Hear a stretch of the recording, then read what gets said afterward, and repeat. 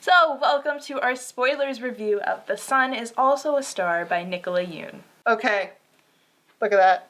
It's a gorgeous It's cover. so pretty, and it's like, this arc is still raised.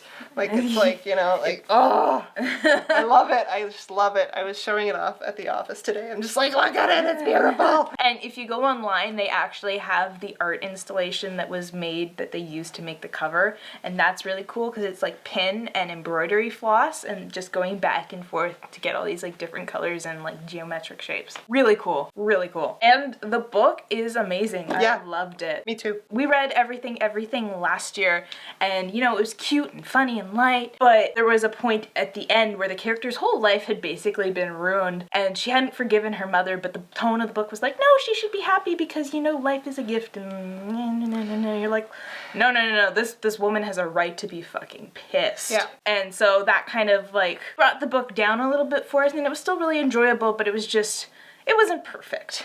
But this book just hits you in all the feels. You know it's serious because Chelsea's using the phrase all the feels.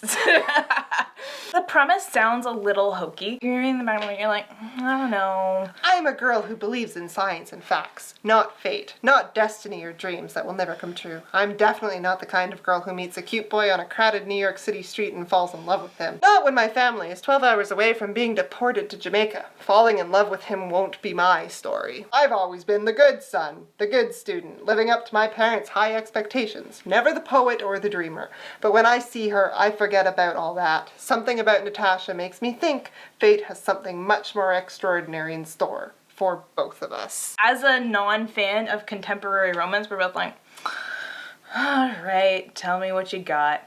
But then you go into this book and the characters are so well developed. They have so many real problems and emotions that just hit you at home, and you're just like, you can relate to them. They make it feel real. The writing style is also very beautiful, and I really love like the how the book is formatted. You get the two character perspectives going back and forth and back and forth, and the longest chunk is like 2 to 3 pages. So you're constantly jumping between them, and you're jumping to the interludes and things. So it's very fast paced. Considering this whole entire book takes place in a day as well, you know, it could have dragged on, and a lot could have just, like, it could have been very minimal events and just them sitting there talking, and you're like, this doesn't feel real. But no, they're doing stuff, they're walking, they're talking, and just all these emotions just come out, and their problems and their issues kind of get worked through as they're falling in love. And it's very interesting in the fact that a lot happens, but at the same time it's still a very believable amount. Like, it's like when you think about the timeline, you're yeah, that makes sense. That, like, everything they do makes sense. Like, she doesn't forget about the travel time. She's No. got that in there kind of thing. They're on the buses, they're on the trains, they're walking different blocks. It made me kind of nostalgic for New York City a little bit. Yeah. And then the other thing is, too, you have the two characters' perspectives, but you also get perspectives of other, like, side characters or people who kind of influence their day. Those were my favorite parts. It kind of reminded me completely and totally unrelated, but kind of the same, of the movie Run Lola Run. Yeah, a little bit. Yeah, because in that movie you're following the main character and she bumps into people and you get kind of these like snapshots of how the rest of their day goes. So like she bumps into someone who later goes on to rob a bank, or, you know, a woman steals a baby. Unrelated, but is related, because every time the movie she runs into the different people, it changes. Like how the people they run into this book changes their outcomes throughout the day. Yeah. So basically, like, they run into a lawyer who's supposed to help her out. And the lawyer is also going some personal things where he, gets hit by a car by somebody who nearly just ran over Natasha. And then he's also realized that he's in love with his assistant. And Daniel goes in to talk to the assistant, and because he has this conversation with the assistant, she confesses her love to the lawyer. And so they have their get together, and he forgets to go into court, get Natasha'S deportation delayed. And then, like, you know, at the end it says, oh yeah, the lawyer and his assistant end up, you know, together. He leaves his wife. His children from his first wife end up growing up and believing that love doesn't really exist and kind of having a shitty existence. But the lawyer and the assistant's children grow up knowing that love is always there, and, you know, they have people to rely on, and they live kind of happy lives because of that.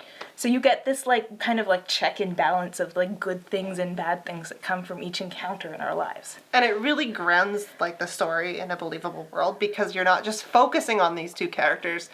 you get to see the effects, and you get to see just like snaps into other people's lives. So it's like, it feels like it's real. And it's cute because like there's this one kind of conversation they have where Natasha's like, you know, in the scheme of the universe, falling in love is like a really minor thing, because you have, when you like zoom out, you've got like the events that created the Big Bang, and those are way bigger. But Daniel's got this theory that it's kind of just all about perspective, and falling in love can be as epic as the Big Bang. So you just kind of get that in there from these little interludes. And so there's like these really sweet little philosophies in there as well. The other one is that dark matter is love, and that's kind of cute as well. And but it's not all sunshine and rainbows. I mean, because Natasha calls out Daniel on the, you're just looking for someone to save you. You're looking for an excuse. Like, his family wants him to go to Yale. He doesn't want to go to Yale. He doesn't want to be a doctor. He's a poet. He wants to write poems. He wants to be an artist. And he's concerned that his family will disown him if he does that, because his parents want him to be successful, and they're like willing to do anything, even kind of sacrifice his happiness so he never has to go through the poverty that they went through. Like, there's little quotes in there that like stick with you. Like, one of them was like, Daniel's father viewed poverty as a disease. So like, you're getting all these different perspectives that play into their lives, right? He's too afraid to do things himself. He's too afraid to make the move. So he's like putting all his stake in this new relationship and kind of looking at it with like these big, like insanely huge, gigantic, explosive terms, because he's just trying to find something to define himself by. He has to get over that for the relationship to work in the second half of the book, which I loved, because it wasn't just like, we are in love, yay! Yeah. There were like serious issues that they had to work through, and that like makes it more believable and not insta-lovey. Yeah.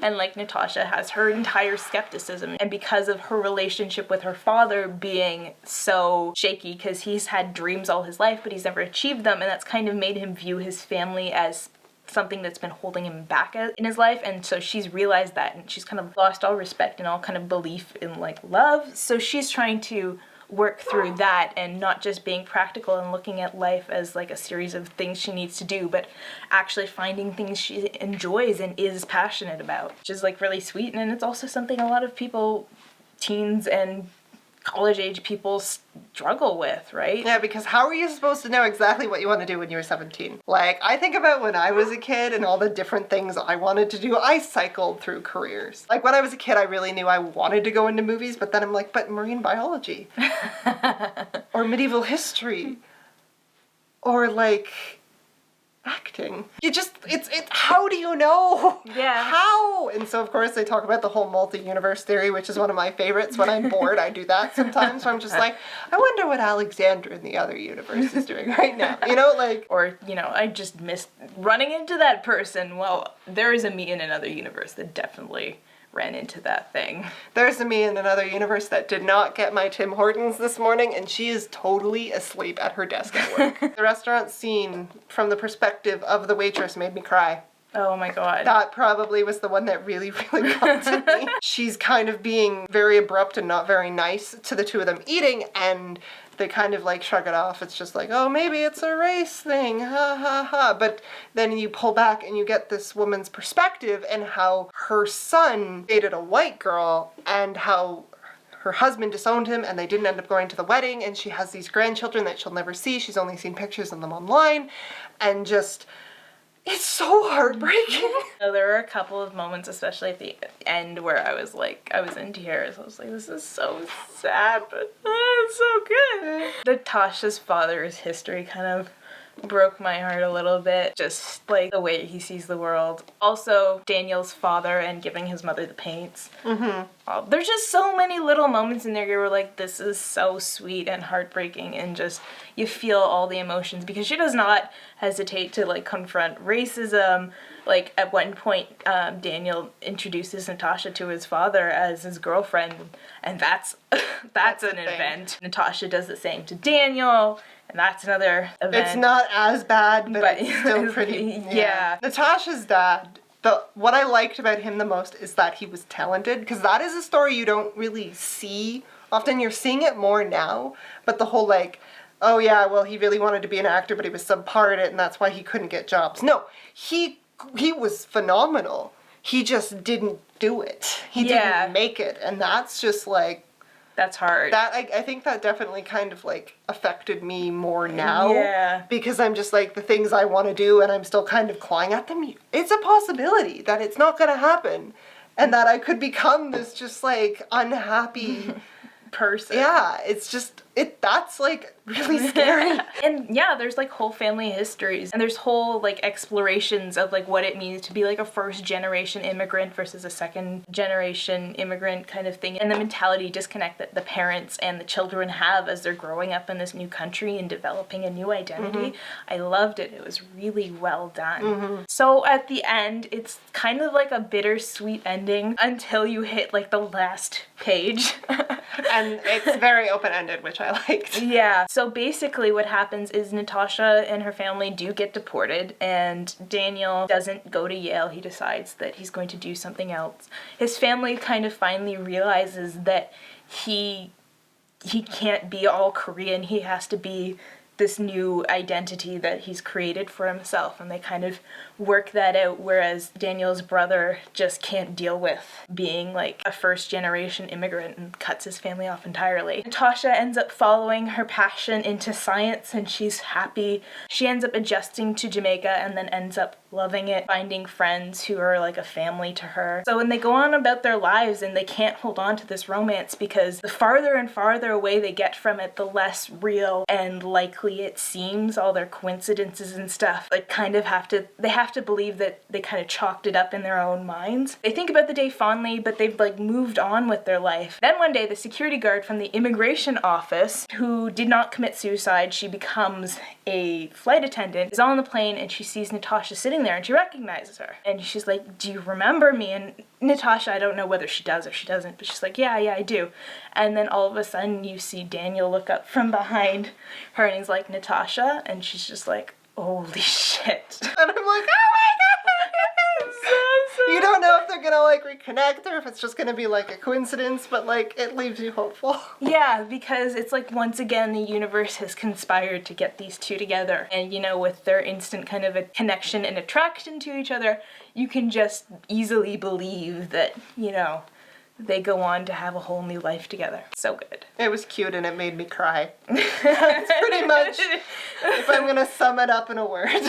You know what? I think it would be like a great book to have in a university course or to study in high school. There's so many things you can pull out and have fun with and enjoy. I like books that deal with things, like issues and themes that are really, that can be very hard and really deep, but do it in a way that Not being hit over the you're head. not being hit over the head like, this is the theme. Like, and I think that's definitely part of the writing style, that she's just got this beautiful flowing writing style that just, everything feels so poetic, and it's just, You kind of get lulled into Yeah. this like dream-like state where everything's just beautiful and sad at the same time. I guess it's just because we've read so many dry things from the world of academics. When I find something that's well written and like clever, and I'm just like, oh, like it's really heartfelt and deep. I'm just like, this.